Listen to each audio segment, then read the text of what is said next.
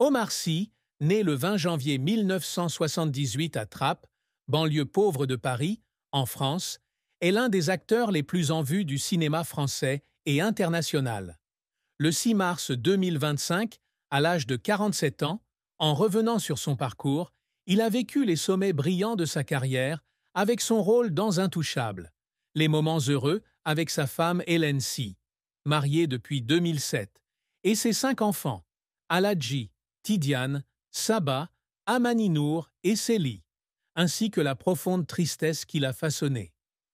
Fils d'immigrés sénégalais, d'un père ouvrier et d'une mère domestique, Omar est issu d'un milieu multiculturel où la persévérance et la joie de vivre sont ses moteurs. Sa vie est un long film, avec des scènes lumineuses mêlées à des scènes tristes, une histoire de talent, d'effort et d'amour. La plus grande tristesse dans la vie d'Omar Sy fut le décès de sa mère, Fatoumata Sy, qui était non seulement un membre de sa famille, mais aussi la plus grande source de motivation pour lui, pour surmonter les difficultés de sa jeunesse et poursuivre ses rêves.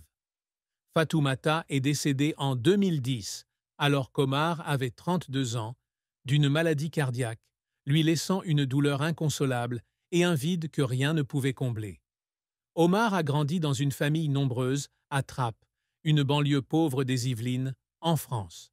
Son père, Demba Sy, était un ouvrier d'usine originaire du Sénégal, tandis que sa mère, Fatoumata Sy, travaillait comme domestique pour subvenir aux besoins de 8 frères, dont Omar était le 4e. Fatoumata était une femme forte, qui est restée optimiste malgré une vie difficile, et elle a eu une profonde influence sur l'enfance d'Omar. Elle lui racontait souvent des histoires sur son Sénégal natal, chantait des chansons folkloriques peuls tout en faisant le ménage et l'encourageait à croire en lui-même malgré les préjugés contre les immigrants de couleur. Omar se souvient avec tendresse des soirées familiales dans leur petit appartement de Trappes où Fatoumata cuisinait la thiéboudienne, un ragoût de poisson traditionnel sénégalais, et riait avec ses frères et sœurs. Pour Omar, sa mère n'est pas seulement une mère, mais aussi une personne qui lui inspire confiance et fierté, quelqu'un à qui il veut toujours plaire. Tout change en 2010, alors qu'Omar commence à connaître ses premiers succès professionnels avec l'émission humoristique Service après-vente des émissions sur Canal+. Fatoumata a commencé à montrer des signes de fatigue inhabituels et après s'être évanouie dans la cuisine, sa famille l'a emmenée dans un hôpital à Paris. Les médecins lui ont diagnostiqué une insuffisance cardiaque sévère et, malgré les efforts d'Omar, de son père et de ses frères pour payer tous les traitements, Fatoumata est décédée quelques mois plus tard. Il a dit que lorsqu'il est entré dans la chambre d'hôpital et a vu sa mère allongée immobile avec un léger sourire sur les lèvres, il a eu l'impression que son cœur était déchiré. Il s'est agenouillé près du lit de sa mère, serrant sa main froide, et a pleuré jusqu'à ce que sa voix soit enrouée, incapable de croire que la femme qui avait toujours été si fière de lui était décédée sans l'avoir vu briller dans Intouchables, le film qui a donné un tournant majeur à sa carrière. La mort de Fatoumata a changé Omar pour toujours. Il a un jour pensé à abandonner sa carrière d'acteur, estimant que tout n'avait aucun sens sans sa mère pour partager sa joie. Dans les mois qui suivirent, il tomba dans la dépression, s'asseyant souvent seul dans son appartement parisien, écoutant les chansons sénégalaises que sa mère chantait et pleurant en silence. Cette tristesse est devenue une partie de sa personnalité, reflétée dans des rôles émotionnels tels que Driss dans Intouchables, emportant avec lui le désir et l'amour pour sa mère.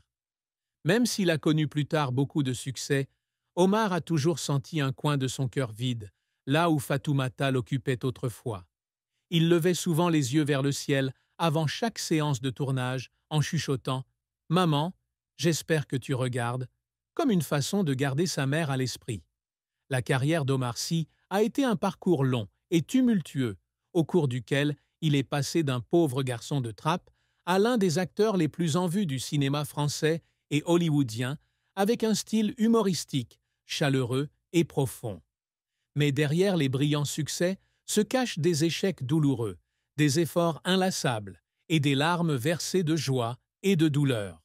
Le premier succès d'Omar arrive en 2011, lorsqu'il interprète le rôle de Driss dans Intouchable, un film d'Olivier Nakache et Éric Toledano.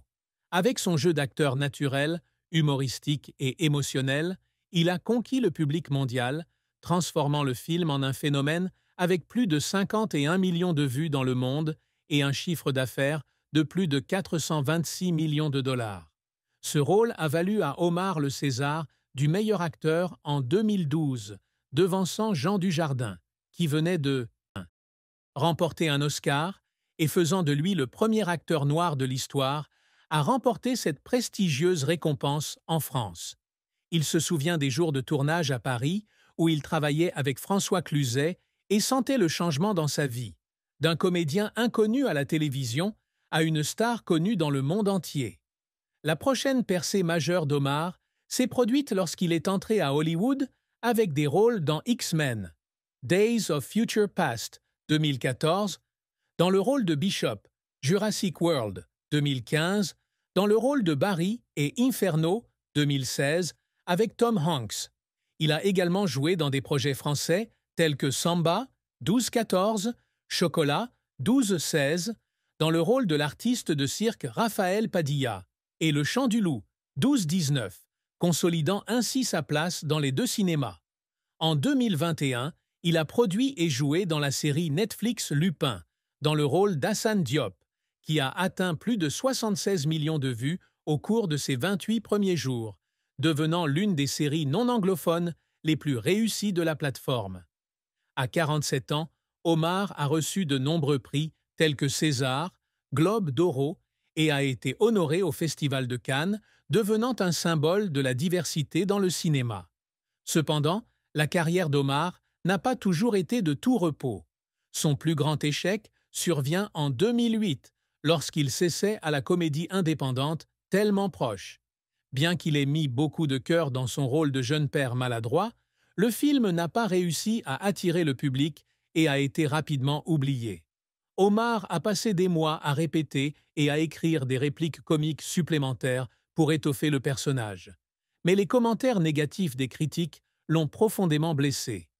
La nuit suivant la première désastreuse, dans un petit théâtre parisien, il était assis seul dans son appartement de trappe, regardant la pile de billets invendus et pleurant, non seulement à cause de l'échec, mais parce qu'il avait le sentiment d'avoir laissé tomber sa mère Fatoumata, qui avait toujours cru qu'il pouvait faire de grandes choses. Un autre échec survient en 2017, lorsqu'il joue dans le film hollywoodien L'Appel de la forêt. Malgré une collaboration avec Harrison Ford et un budget important, son rôle a été considérablement réduit dans le montage final, et le film n'a pas réussi à répondre aux attentes du box-office. Omar a passé des mois au Canada, à filmer dans des conditions difficiles, mais les résultats ont été un coup dur pour sa confiance en lui. Après la première à Los Angeles devant un public clairsemé, il est retourné à son hôtel, s'est assis dans le noir et a pleuré, sentant qu'il avait raté sa chance de faire ses preuves auprès du public international qu'il avait aimé à travers Intouchable. Pourtant, Omar n'a pas abandonné. Après l'échec de Tellement proche, il revient avec Intouchable, un tournant qui va changer sa carrière. Ses efforts l'ont fait pleurer à de nombreuses reprises, comme lorsqu'il a terminé la scène finale d'Intouchable en 2011, riant et pleurant avec François Cluzet parce qu'il savait qu'il avait fait ce que sa mère avait toujours voulu, ou lorsqu'il a reçu le César en 2012, debout sur scène et pleurant parce que Fatoumata lui manquait. Sa persévérance se manifeste également à travers les moments où il a surmonté des difficultés personnelles pour continuer à travailler. Après un léger accident de voiture en 2020, il s'est néanmoins envolé pour Londres pour filmer Lupin une semaine plus tard, souffrant physiquement, mais souriant toujours devant la caméra. Pour Omar, jouer la comédie n'est pas seulement une carrière, mais aussi un moyen de guérir ses blessures et de tenir une promesse faite à sa mère.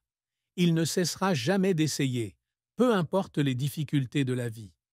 Omar Sy ne vit pas seulement pour atteindre la gloire personnelle, mais aspire également à laisser un héritage intemporel à travers le cinéma, une vie pleine de sens pour sa famille et une influence positive sur le monde.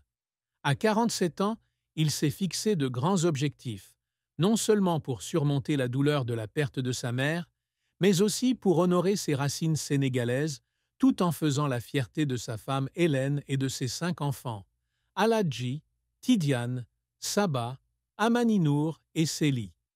L'une des plus grandes réalisations d'Omar est la promotion de la diversité dans le cinéma, en particulier pour les acteurs de couleur et les immigrants. Suite au succès de Lupin, il entame un projet à long terme intitulé Voix d'Afrique, collaborant avec des cinéastes du Sénégal, du Nigeria et de France pour produire des films racontant l'histoire des Africains du monde entier. Depuis 2022, il voyage à Dakar, Lagos et Paris, travaillant avec de jeunes réalisateurs pour développer des projets tels que Sunujam 2024, un film sur le voyage d'une famille d'immigrants sénégalais en France. Pour Omar, ce n'est pas seulement une façon d'honorer sa mère Fatoumata, mais aussi une façon de tenir une promesse qu'il s'est faite, faire entendre la VO.